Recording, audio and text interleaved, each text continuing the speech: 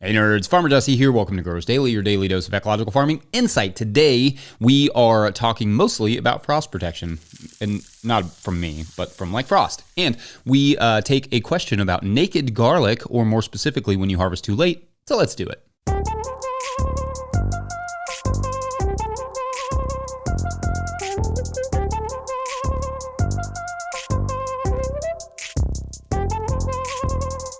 All right, everyone, welcome to Till Tuesday, your weekly reminder that you can get living soil compost and potting mixes from the Bonafide nerds over there at Till Soil. Check out Nathan on the Composter podcast, season 4, episode 3, or head to tillsoil.com to learn more.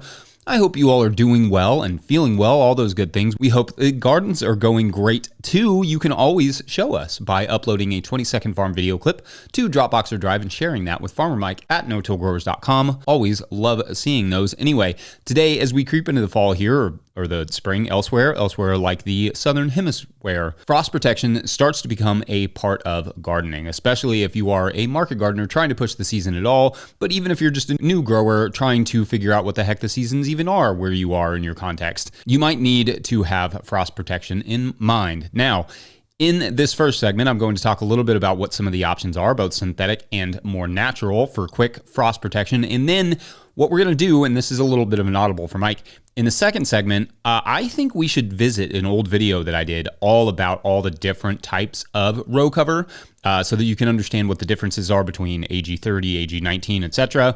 And then in the third segment, we'll talk a little bit about how to manage those. And then we'll have a fourth segment. That's where we'll get that naked garlic question. That'll be fun. So yes, first off, let's just talk about some of the basic straightforward options for frost protection that are on the market for purchase and what to potentially avoid. And now, on a backyard scale, you can get away with quite a bit. Hannah and I, when we had to protect a cold frame for our first garden, just ran to Goodwill, I think, and bought some, sheets for a few bucks, and that did the trick nicely for those few spring frosts that we were getting. Sheets, though, are not UV treated or weather resistant at all, so they won't hold up for very long. But if you're trying to cover a very small space in a pinch, in other words, don't feel like you have to go out and buy the fanciest, row cover on the market. On a commercial scale, or a slightly larger scale, or a scale where you have to look your neighbors in the eye when they walk by, in your gardens in the morning, there are less sheety options out there available. Various row covers abound in the market, though I will say cheap is not always cheap with this stuff. You do not want a row cover that is going to shred to pieces after a few uses and start falling into your soil and food. We've long used the Agribon AG30 or 0.9 ounce weight as our go-to row cover because it lasts the longest and is our most quote-unquote all-around, but it does not have to be that brand. Just something in that same weight, like slightly heavier somewhere in the middle, from someone you can trust. The lighter stuff, like I'll say in the second segment when we visit that, rips apart a little bit too easily and won't last very long. So although the 0.9 ounce weight means that you will have to take it off and put it on more frequently because it's a little bit warmer, like on sunnier days, maybe you'll have to take it off.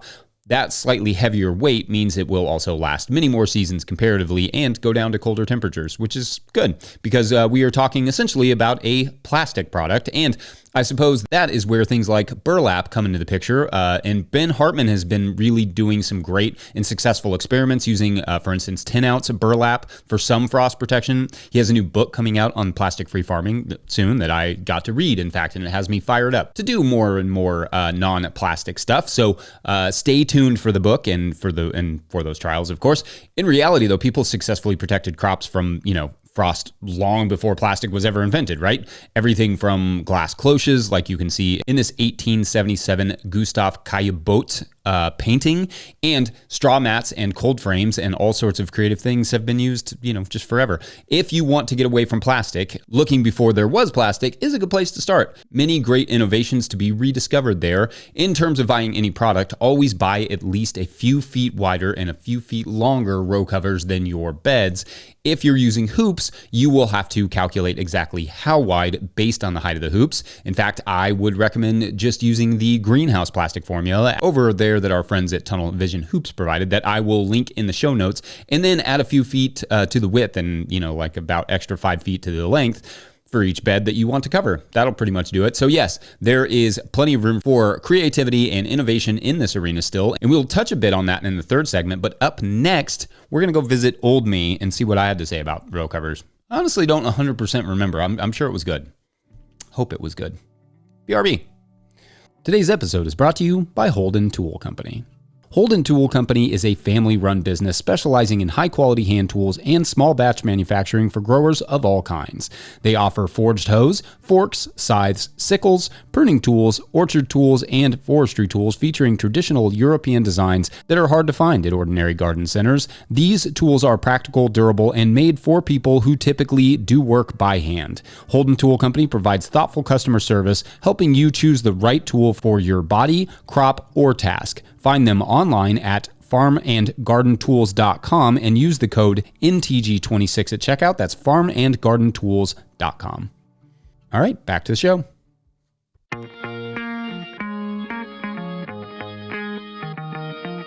Hey nerds, Farmer Jesse here. Today on your Market Garden Minute, I'm going to discuss row cover and how to buy the right kind for what you need. First, there are two main types of sunshine coming in here. First, there are two main types of row cover, insect netting and frost protection.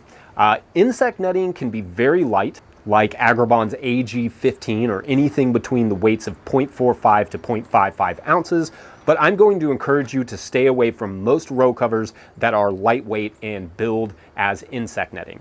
They simply will not last you more than a season.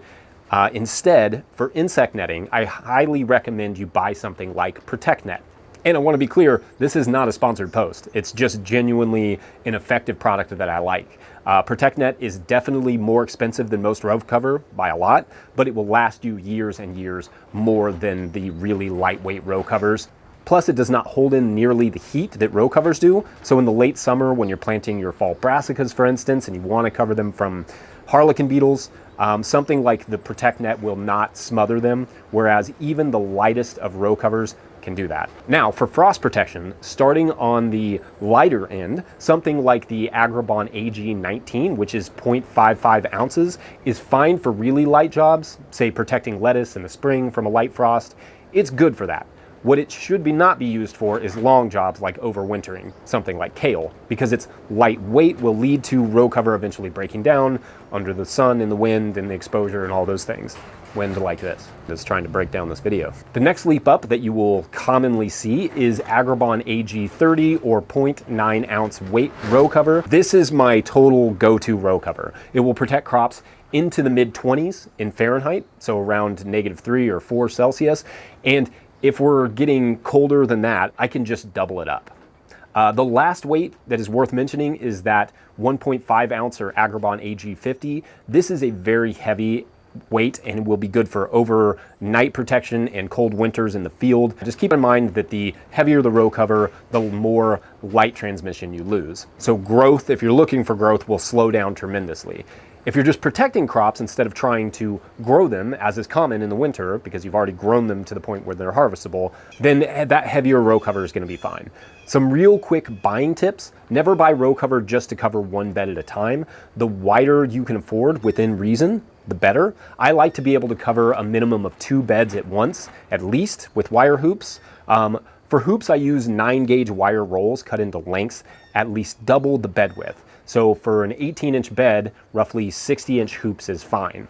I can also use these big metal conduit hoops that I've been using the Johnny's pipe bender, but I only use those hoops in the tunnel because the high profile will almost guarantee the cover blows off on windy days no matter what you put to hold it down. I've tried many different things.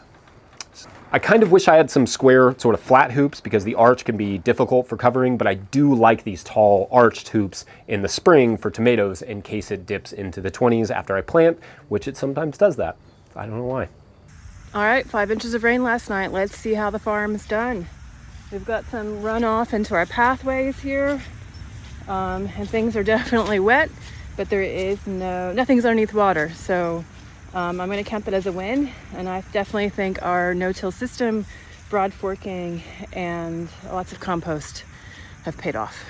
All right, I hope you enjoyed that little venture back with old me, but we're going to talk a little bit about using frost protection, which I admit that unless you're in the high mountains or possibly like a super high desert in the US right now, where most of you are probably not quite in the frost territory just yet. We are definitely not here. I think it's supposed to be 95 this Sunday. But the thing about frost protection is you kind of need to have a plan. Plans, as they say, are easier to make before you need them. Just a pro tip. Anyway, when do you need frost protection? Well, first, on the frost date thing, frost dates are obviously just a rough estimate. Like, our local frost date is generally said to be October 1st. That's the date by which we can get a frost, but that's not guaranteed. We've also hit almost 100 degrees Fahrenheit, that's 35 degrees Celsius, on October 1st in 2019. So, yeah. The earliest it has frosted, to my knowledge, in this area, in the 10 years that I've lived in this area at least, is October 10th or 11th, I think, while many times it does not frost until late October or even early November. So that first frost date is really just the time by which you should probably be on the lookout. The lookout is really called the forecast. Every area is different, and lower lying areas will frost harder and faster than higher, lying areas. You say higher lying areas. And north facing slopes will, stay frosted longer than south facing slopes. And that's all important to know, because wherever your forecast is coming from is probably coming from a city or a town, and it's probably going to be at least a couple degrees higher than what you are. So it's good to have a thermometer so that you can kind of gauge how different the forecast is, or what it says on the weather at this current temperature, from what your farm is. Anyway, for us, we get a patchy frost at around 37 degrees. So if the forecast is calling for 39, then we are probably expecting a patchy frost. And if I have sensitive stuff in the field, I will definitely cover it. And now, what does sensitive stuff mean in the fall? Well, it doesn't mean quite as much as it does in the spring. Maybe like broccolis and cauliflowers, if I haven't harvested them, that's kind of in the sensitive vein. If they're starting to head up, they can take a very light frost on the head, but if it's hard at all, it can ruin a head of broccoli, which is when the curse words come out to play. The leaves of the broccoli do provide a nice little, suspension of the row cover over top of the head, so just in case you can throw that up really quickly. Most cabbages will be fine in a light frost, though again, repeated frosts or hard frosts will need protection to keep them looking good and, lasting in storage. Brussels and spinach are pretty much the same thing. Carrots, lettuce, green onions can all take a light frost, but repeated frost will do some serious damage or kill them. It's not my favorite thing when they die. I like my fall lettuces to get hardened off a little bit that way.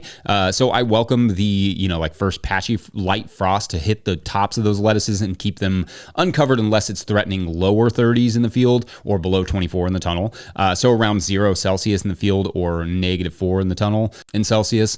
Those are temps I definitely cover the lettuce. A couple things to keep in mind that I may have just said in that last segment, but you just don't want the frost protection to be touching the crop it's protecting, or it will fuse together and become a brief chimera. No, it won't do that. That would be cool. What will actually happen is that whatever the row cover is touching, it will just burn it and leave it looking black and potentially kill it if it's heavy enough and near the growth point of the crop. So you may need hoops. You will also need something to weight down the row cover. I use T-posts that are lying around when I'm not growing tomatoes, because what the heck else are those T-posts doing? Except for being in my way. May as well have another job. They are not, however, as effective as sandbags. Most effective thing that I've seen is actually a sort of combination of using the T-posts and then setting a sandbag on top of them for a little extra weight. I like that idea. I also like the design of the low-cat system that Neversink Tool has. To be clear, I've not used it, but I do think the design looks sturdy and sound, not to mention clean and stable.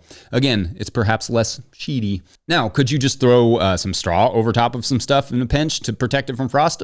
Maybe. If it's not too windy and you're not, throwing it over lettuce that you'll have to pick it out of later, then sure, it would definitely slow down a light frost and probably protect it fine. Then you just clean it off in the morning. Shade cloth or even just having some small trees above your garden could work too. Frost tends to collect straight down, so where there is, above coverage like that, a light frost is less likely to touch the stuff below it. So perhaps a really smart garden designer could build that into their garden design and plan, to finish their season beneath some trees so they don't have to sweat those first frosts too hard, just maybe the leaves falling into their salad mixes or something. Or perhaps the same shade house you use in the summer with your cucumbers or whatever else needs a little sun protection could be reemployed on those nights just to deter the frosts a bit longer. Anything else I need to say on all that? Let me know and I will get into it on Friday. Otherwise, let's take a quick break and then take a quick late harvest garlic question. Be right back. Today's episode is brought to you by Good Agriculture. If the season is picking up and the pile of receipts is starting to grow, you're not alone. Good Agriculture handles farm bookkeeping so you can stay ahead of the mess before it piles up. They keep your books organized each month, help you understand what's coming in and what's going out, and show you where your farm stands so you can make better business decisions throughout the season. If you're behind, they'll help get everything caught up. They also help farmers find funding and stay ahead of grant deadlines. You run the farm, they help the business. Learn more at goodagriculture.com/info. That's goodagriculture.com/info. All right, back to the show. All right, we're going to end today with a good old mailbag question from one of our Patreon members over at patreon.com/no-till growers. That is something maybe some of you experienced, you garlic growers. It comes to us from Nikos Soropoulos, who writes, quote, "Hi, Jesse. I have a garlic question for you. I was very late in harvesting some of my garlic this year, and about half of the bulbs have lost a good portion of their papery skin. They're not moldy or anything, but I figure the shelf life is pretty seriously reduced nonetheless. My question is this: should I even bother trying to cure garlic that has lost its papery skin? If not, do you have any recommendations for storage options and any sense of how long they may last without the skin? I was leaning towards just salvaging what I can by freezing the paperless cloves. I'm a home gardener, and I'm only talking about 40 bulbs, by the way.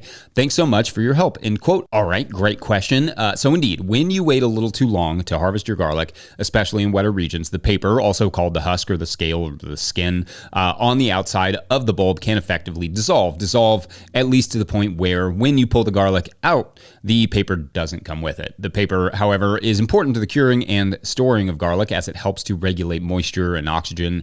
To some extent, it manages respiration. It helps protect the clove from diseases or getting bruised, and ultimately it helps to postpone the resprouting of the garlic.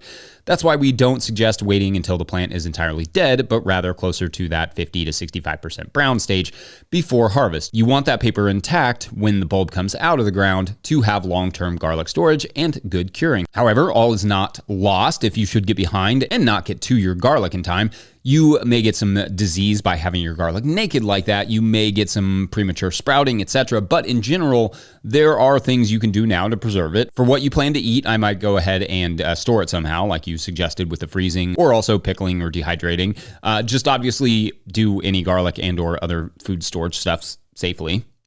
Probably a given. If you did want to sell any, and you're not looking to sell any, but if somebody was looking to sell it, you would want to sell it pretty quickly. Heck, some chefs might even appreciate to not have to clean it as much, but who knows? Naked garlic could be a marketing gimmick. But in terms of curing and storage, it's just not likely going to last very long, at least not as long as clothed garlic.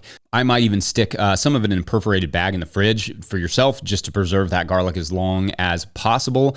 The nudity shouldn't affect the flavor or anything, at least not right away. The flavor and nutritional profile of garlic does change as it cures, though. So over time, because it can't cure quite the same way, the flavor will be lost a little bit, or at least not comparable to most other garlic. But anytime we have naked garlic like that at our farm, like we just pulled some too late, that's definitely what we would consider kitchen garlic, meaning we're not going to give that to customers. It's going right to the kitchen counter to be pressed into pastas or rice dishes or whatever needs a little garlic finish, which is almost everything, to be honest. I mean, genuinely, we put it on basically everything. Now, will it last long enough to replant? Which, not having paper, it should be totally fine to replant, technically, as long as it doesn't have any, soil-borne diseases that you have noticed.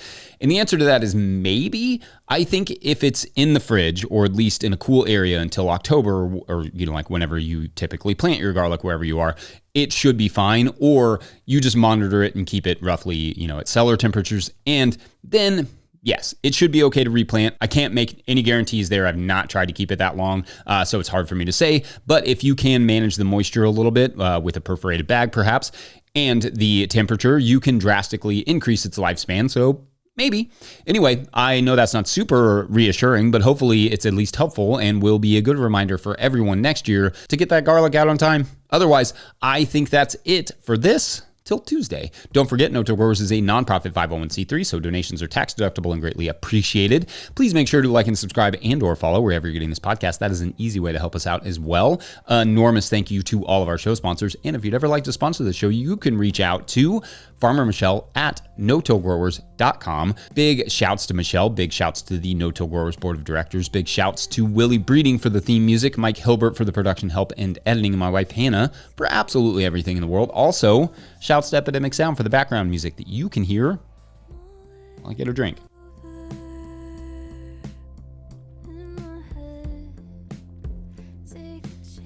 pick up a hat or a copy of my book, The Living Soul Handbook, at no-tillgrowers.com to support this work. Big thank you to everyone over at patreon.com/no-tillgrowers, where at a certain level, or if you just bump up from one level to another, or you sign up in the month of August, which is winding down, you get a shout on the show, but no signups last night, which is all good. You can't bring me down this week. Brighton's at the top of the prem, so at least for the week, you can't bring me down. Anyway, we'll get back to it tomorrow. Thanks for watching and or listening. We'll see you Wednesday.